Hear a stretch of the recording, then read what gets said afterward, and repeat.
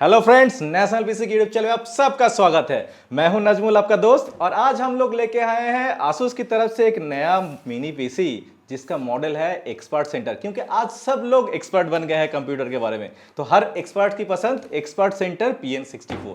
इसका स्पेसिफिकेशन देख के आपको लगेगा, आपका मन करेगा अरे यही तो चाहिए था मुझे। तो इसके बारे में जानते हैं, इसका सारा रिव्यू देखेंगे आपको, और हम लोग इसका अनबॉक्सिंग यानी कि चीट फाड़ करेंगे इस बॉक्स का और देखेंगे इसके अंदर क्या क्या है, और साथ में देखेंगे कैसे रैम अपग्रेड करना है, SSD लगाना है। चलिए शुरू करते हैं।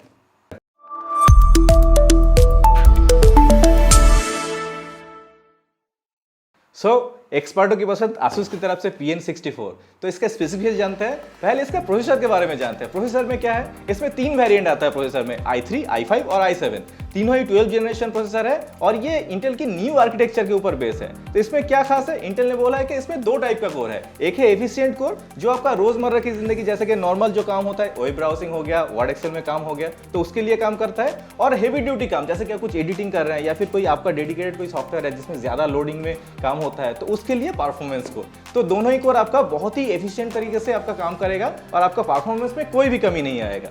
और इसमें एक बात बता दूं, इसमें जो वेरिएंट है i3, i5 और i7, इसमें i5 और i7 में आप 4 डिस्प्ले यानी कि क्वाड डिस्प्ले कर सकते हैं, क्योंकि इसमें आइरिस ग्राफिक्स है, मगर i3 में नहीं है। तो आपको अगर 4 डिस्प्ले कनेक्ट करना है या फिर थोड़ा सा एडिटिंग के बारे में जानना है, तो आपको i5 और i7 में जाना चाहिए। और नेक्स्ट जानते हैं इसका रैम। अब रैम जो है PN63 मॉडल में जो था वो था आपका जनरेशन 4, मतलब DDR4।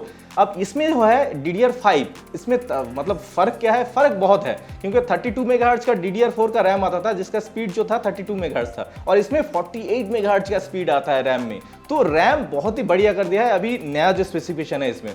अब उसके बाद जानते हैं इसका SSD, और ये लगाएंगे जैसे कि M.2 वाला NVMe लगाएंगे, तो वो भी इसमें लग सकता है, जैसे कि PN63 में भी था। उसमें एक आपका 2.5 इंच का SSD लगा सकते हैं फुल साइज का, और दूसरा जो है आपका M.2 लगा सकते हैं, एक SSD लगा सकते हैं। अब उसमें खास बात ये है, पुराने जमाने से ये जमाना है जनरेशन 4 जमाने का है, ठीक है ना। तो PCI 4 का आपका बैंडविड्थ, फुल बैंडविड्थ आपको मिलता है PCI 4 जनरेशन का। उसमें बाद आपका आता है इसमें जैसे कि 3.2 जनरेशन का, जो सेकंड जनरेशन का जो USB है, तो इसका सारा जो USB पोर्ट है वो 3.2 सेकंड जनरेशन का है। तो इसमें क्या होगा, आपका बैंडविड्थ बहुत ही खास मिलेगा। और इसका सबसे अच्छी बात यह है कि पीछे एक USB-C पोर्ट दिया हुआ है। अब वो C पोर्ट का काम यह है कि उसको आसूस बोलते हैं कि PDI पोर्ट है। अब PDI पोर्ट क्या, ये नया कुछ है। तो PDI पोर्ट यह है कि पावर डिलीवरी इनपुट बोलते हैं। मतलब इस पीसी को, आपको मिनी पीसी को अगर आपको रन करना है तो सिर्फ इसका एडेप्टर, मतलब एडेप्टर से ही आप रन करेंगे ये मत सोचिए। तो इसके लिए आपका ये जो USB-C पोर्ट है, कुछ मैं जैसे कि एक एग्जांपल देता हूँ, कुछ जैसे का मॉनिटर होता है या फिर कुछ बड़ा डिस्प्ले होता है, जैसे कि अभी का कुछ मॉनिटर भी ऐसा आ रहा है जिसका ना USB-C से पावर मिलता है। अब USB-C से अगर पावर मिलता है तो ये पीसी, मिनी पीसी उसमें डायरेक्ट चल सकता है, इसमें एडाप्टर की जरूरत नहीं है। इसका जो AC एडाप्टर है उसको लगाने की जरूरत नहीं है, वो USB-C से ही आपका पावर लेगा और ये चलेगा। मगर एक शर्त यह है कि USB-C से जो पावर आ रहा है उसका एक बार आपका वोल्टेज या फिर उसका करंट रेटिंग एक बार देखना पड़ेगा, क्योंकि इसमें जो वाटेज लगता है मैक्सिमम वाटेज 60 वाट का है, तो 60 वाट उतना पावर डिलीवरी होना चाहिए। तो इसका अनबॉक्सिंग करेंगे तो हम लोग सब पोर्ट आपको दिखाएंगे, जो जो पोर्ट है। उसके बाद हम लोग आते हैं इसका नेटवर्किंग के बारे में। अब नेटवर्क में क्या क्या है, इसमें जो लैन पोर्ट दिया है वो 2.5 गीगाहर्ट्ज का 5 Gbps का दिया है। तो लैन का जो स्पीड है पहले से बहुत बेटर है। और इसका जो वाईफाई है वो एकदम नया, मतलब इस जमाने का वाईफाई 6E दिया हुआ है। तो आपको परफॉर्मेंस के बारे में कोई भी मतलब आप उंगली नहीं उठा सकते इसके परफॉर्मेंस के बारे में। तो ये हो गया मेरा सिंपल जो इसका स्पेसिफिकेशन था वो। अभी हम लोग इसको अनबॉक्सिंग करेंगे और खोल के देखेंगे इसके अंदर क्या क्या, मतलब कैसे आपको हार्ड डिस्क लगाना है, मतलब सॉरी SSD लगाना है, और M.2 का NVMe लगाना है, और उसमें क्या क्या प्रिकॉशंस है वो भी बताएंगे। सो फ्रेंड्स, अभी हम लोग इसका अनबॉक्सिंग कर लेते हैं, देखते हैं इसके अंदर क्या क्या है, आसूस ने क्या क्या प्रोवाइड किया है। और बॉक्स तो बहुत बढ़िया है, जैसे PN63 में भी था, बहुत ही छोटा कॉम्पैक्ट साइज में आता है। तो चलिए इसका भी पहले खोल लेते हैं इसको। सो लेफ्ट साइड में आपको पहले दिखेगा मेन मिनी पीसी, ये हो गया। और राइट साइड में इसका जैसे कि होता है नॉर्मली कुछ मैनुअल्स बुक्स, ये सबसे बढ़िया है। पहले तो CD नहीं आता था, अभी CD देता है। और ये सारे स्क्रूज वगैरह माउंट ये सब बताएंगे क्या क्या है, जैसे कि ये M.2 का हो गया, ये आपका वेसा माउंट का हो गया, ये भी वेसा माउंट का ही है, ये पावर केबल है, ये पावर एडाप्टर है। एडाप्टर में एक चीज़ आपको ध्यान देना है, एडाप्टर पहले जैसा एडाप्टर नहीं है, मतलब PN63 का एडाप्टर नहीं है। इसमें अडाप्टर में थोड़ा सा चेंजेस है, थोड़ा सा एकदम स्लाइडली। ये है आपका 20 वोल्ट का, वो 19 वोल्ट का था और ये 20 वोल्ट का है। 6 एम्पियर है, 120 वाट का आपका अडाप्टर आता है। तो ये अडाप्टर हो गया और ये भेसा माउंट हो गया।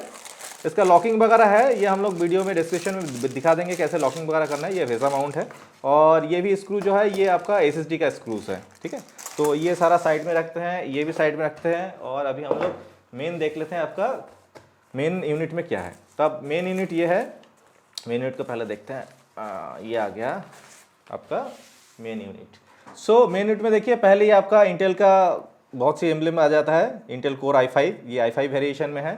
बाकी स्पेसिफिकेशन इसमें सारा सीरियल नंबर वगैरह स्पेसिफिकेशन दिया हुआ है। ये वेंटिलेशन मैंने पहले भी मेरा पुराना वाला जो वीडियो है PN63 उसमें भी देख सकते हैं, सेम टाइप का टेक्नोलॉजी है। चारों तरफ वेंट है क्योंकि ये हीट होता है, 12th जनरेशन का प्रोसेसर है और इसमें जैसे कि मैंने बताया था 2 टाइप का कोर है और आपको बहुत सारा परफॉर्मेंस मतलब इसको देखने में मिलेगा। तो इसमें हीट भी ऐसा होगा, तो हीट डिस्ट्रीब्यूशन के लिए इसमें पूरा फुल वेंटिलेशन दिया। देखिए इधर भी वेंटिलेशन है, यहाँ पे भी वेंटिलेशन है और पीछे से ये आपका ये यहाँ से आउट होता है वेंटिलेशन। तो पहले सामने में देख लेते हैं फ्रंट में क्या क्या है। फ्रंट में जैसे कि HDMI का लोगो आ जाता है, उसके साथ यहाँ पे हार्ड डिस्क का एक्टिविटी का मतलब SD एक्टिविटी का लाइट आ जाता है। उसके बाद 3.5 का जैक आ जाता है जो कंफर्टेबल है आपका माइक्रोफोन के लिए भी और हेडफोन के लिए भी।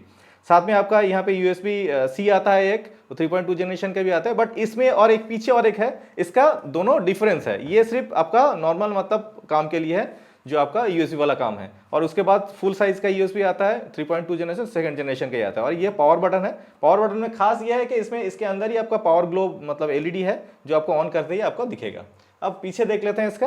पीछे जो है देखिए ये बहुत अच्छा है। देखिए 2 HDMI है, फुल HDMI और एक VGA है। तो आप 3 डिस्प्ले तो ऐसे ही कनेक्ट कर सकते हैं। आप बोलेंगे मैंने बताया था आपको कि i5 और i7 में 4 डिस्प्ले यूज होता है, 4 डिस्प्ले कैसे कनेक्ट करें। तो USB-C वाला जो ये पोर्ट है इससे आपको और एक डिस्प्ले कनेक्ट करना है। और ये जो पोर्ट है इसमें आपका जैसे मैं बताया था PDI है, इसमें लिखा भी है, देखिए P दिखा हुआ है, इसे एक एम्ब्लम दिया हुआ है PDI। तो इसका मतलब ये है कि आप यहाँ से पावर इनपुट दे सकते हैं इसको, मतलब ये जो PC है ये आपका USB-C से चल सकता है। उसके नीचे फिर और एक 3.2 जनरेशन का दिया हुआ है USB, और ये है 2.5 Gbps का आपका LAN पोर्ट। साथ में ये आपका पावर अडेप्टर देने के लिए है। तो ये एकदम बहुत ही कॉम्पैक्ट है। अभी इसको खोलने के लिए हम लोग क्या करेंगे, इसको खोलने के लिए यहाँ पे 4 स्क्रू है, तो 4 स्क्रू को हम लोग खोलेंगे। तो 4 स्क्रू खोल लेते हैं। ये 4 स्क्रू, ये एक्चुअली क्या है, इसमें एक प्रिकॉशन ये है कि भाई ये स्क्रू खोल के बाहर नहीं आता। आपको क्या करना है, ये चारों स्क्रू को बस खोल देना है फुल। जब तक लगे आपको कि ये फुल खुल गया तब तक इसको घुमा देना है। ये आपका खुल गया, और इसके बाद ध्यान में ये रखना है इसको आहिस्ते से खोलना है। ऐसा नहीं है कि फटाक से खोल दिए, तो ऐसा नहीं है। तो आपको थोड़ा सा हल्का सा इसे प्रेशर देना है, हल्का सा प्रेशर देना है, ऐसे हल्का सा इसको चारों तरफ से पकड़ के। अगर आपको लगे कि नहीं खुल रहा है, थोड़ा सा और प्रेस कीजिए, ऐसे तरह से थोड़ा सा हल्का सा।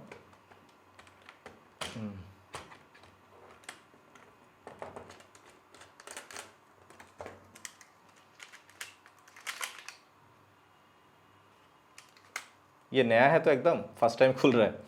ये देखिए, अब मैंने क्यों बताया था इसको, देखिए यहाँ पे ना एक फ्लैप दिया हुआ है। देखिए आप देख सकते हैं, इसको अगर मैं पूरा ऐसे मतलब खोल लूंगा तो ये फ्लैप यहाँ से खोल के हाथ में आ जाएगा। तो ये जो आपका केबल है, ये केबल को आपको बहुत ही ध्यान से मतलब इसको खोलना है। तो आप कहाँ से खोल सकते हैं, ऊपर से भी खोल सकते हैं, नीचे से भी खोल सकते हैं। मैं आपको सजेस्ट करूंगा नीचे से खोलिए। तो नीचे से ये आपका छोटा सा एक प्लास्टिक वाला लॉक है जिसको आपको थोड़ा सा हल्का सा ऊपर उठाना है और उसके बाद हल्के से ऐसे बाहर निकाल देना है। तो ये मेरा एक फर्स्ट यूनिट हो गया। इसमें एक्चुअली स्टोरेज लगता है, मेनली स्टोरेज के लिए।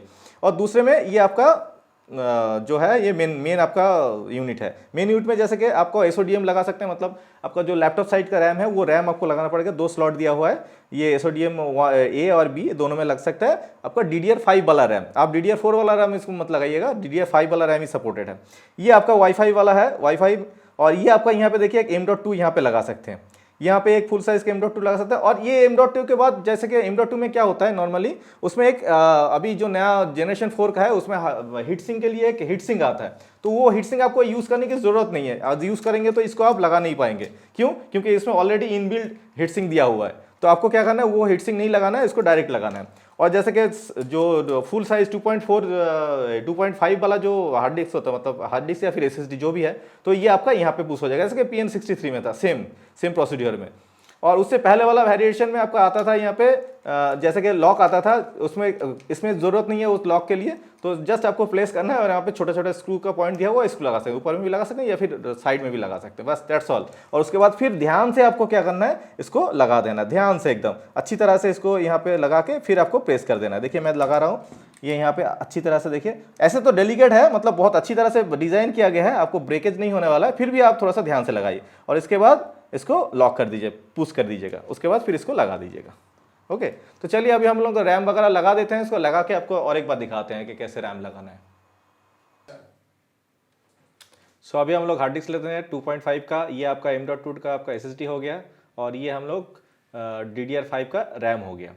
सो इसको अभी इंस्टॉल करेंगे कैसे, पहले ये जनरेशन 4 का ADATA का आपका जनरेशन 4 का लीजेंड वाला ये है SSD है M.2, और इसके बाद आपका ये 2.5 इंच का टीम ग्रुप का एक SSD है और ये DDR5 है आपका जो 4800 मेगाहर्ट्ज़ का है। तो तीनों को लगाते हैं, पहले SODIMM आपको जैसे कि लैपटॉप में लगाते हैं, बहुत सिंपल है। और ये आपका M.2 ऐसे लग जाएगा और यहाँ पे स्क्रू लगेगा, जो स्क्रू इसके साथ आता है। अब स्क्रू को लगा देते हैं, ये आपका लग गया आपका स्क्रू। तो ये बहुत ही सिंपल है। और उसके बाद इसके साथ जैसे मैं बता रहा था हीट सिंक आता है, मगर उसको यूज़ नहीं करना है क्योंकि आपका ये जो बॉडी है, ये देखिए ये बॉडी में ऑलरेडी हीट सिंक लगा हुआ है, तो ये हीट सिंक को यहाँ पे आ जाएगा। ओके, तो आपका पूरा लग जाएगा, तो क्योंकि हीट जो होता है वो ऑटोमेटिक एक्सपोजन हो जाएगा इसके साथ, तो ये वहाँ पे लग जाएगा। और ये जैसे कि 2.5 को कैसे लगाना है, ये 2.5 लगाने के लिए यहाँ पे चैनल जो दिया हुआ है, देखिए ये इसके ऊपर वाला जो हिस्सा है ना, इसको आपको देखना है, ख्याल रखना है। ये ऊपर वाला हिस्सा आपका ऐसे घुसेगा, ये आपका ऊपर वाला हिस्सा को याद रखना है और यहाँ पे ऐसे लगा के इसको बस पुश कर देना है। उसके बाद स्क्रू साइड से स्क्रू इसको टाइट कर देना है। तो स्क्रू है इसके साथ ये आता था, ये स्क्रू का मैंने टाइट कर दिया। और ये फ्लैप को मैं बता रहा था, देखिए नीचे से भी खोल सकते हैं, मैंने नीचे से खोला था, ऊपर से लगा दिया। अभी हम लोग इसका थोड़ा सा सॉफ्टवेयर टेस्ट कर लेते हैं, बेंचमार्क वगैरह कुछ सॉफ्टवेयर हम लोग इंस्टॉल कर लिए हैं। अभी पहले डिवाइस मैनेजर पे जाते हैं और देखते हैं इसका क्या क्या स्पेसिफिकेशन। देखिए ये आपका 12 जनरेशन 1 to 500 आपका ये है प्रोसेसर है। ये आपका पासमार्क है रेटिंग, जिसमें देखिए आपका CPU, मदरबोर्ड, मेमोरी और ये ग्राफिक्स का जो भी दिखा रहा है इंटेल का आइरिस ग्राफिक्स है। और सबसे बड़ी बात है ये पासमार्क का जो रेटिंग है 6184.5, ये बहुत ही अच्छा रेटिंग है। CPU का रेटिंग देख सकते हैं 2D 3D, मेमोरी मार्क देख सकते हैं, डिस्क मार्क सब कुछ। और ये देखिए 96% आपका पोटेंशियल में दिखाया गया है। और इसके बाद हम लोग अगर इसका लोड चलाते हैं, फुल लोड चलाते हैं CPU का, क्योंकि हम लोग को देखना है कि कितना टेम्परेचर है। ये देखिए टेम्परेचर आपका राइज हो रहा है, अभी 100% वर्किंग में है CPU, टेम्परेचर आपका राइज हो रहा है। तो टेम्परेचर राइज देखिए ये आपका एक स्टेबल स्टेट में होना चाहिए, जो कि बहुत ही अच्छा होगा। अभी स्टेबल स्टेट देखते हैं 67 डिग्री, 68 डिग्री लगभग, बहुत ही अच्छा मतलब स्टेबिलिटी है। मैक्सिमम 81 तक जा सकता है, बट 69 तब तक ठीक है। ये ई कोर मतलब आपका एसेंशियल जो कोर है, और ये आपका परफॉर्मेंस कोर है। तो दोनों कोर का लगभग सेम ही है, जो कि बहुत ही अच्छा रिजल्ट है इसका। यह अभी 100% में चल रहा है। तो खास तरह से बोला जाए तो मतलब ये जो परफॉर्मेंस है 12 जनरेशन प्रोसेसर का बहुत ही अच्छा है इसके साथ। सो फ्रेंड्स, ये प्रोडक्ट ज़रूर अच्छा लगा होगा। ये तो बेहतरीन प्रोडक्ट है ASUS की तरफ से। तो चैनल को लाइक सब्सक्राइब ज़रूर कीजिए नया वीडियो पाने के लिए। और कोई भी मन में आपको शंका उठ रहा है, कोई भी चीज़ जानना है आपको, तो कमेंट्स पे ज़रूर लिखिए। और इसका डिटेल्स पे जानना है, मतलब एकदम उसका स्पेसिफिकेशन सब कुछ आपको पढ़ना है, तो नीचे दिए हुए लिंक्स पे ज़रूर जाइए। तो बने रहिए नेशनल PC के साथ, नया वीडियो के साथ और न्यू प्रोडक्ट के साथ।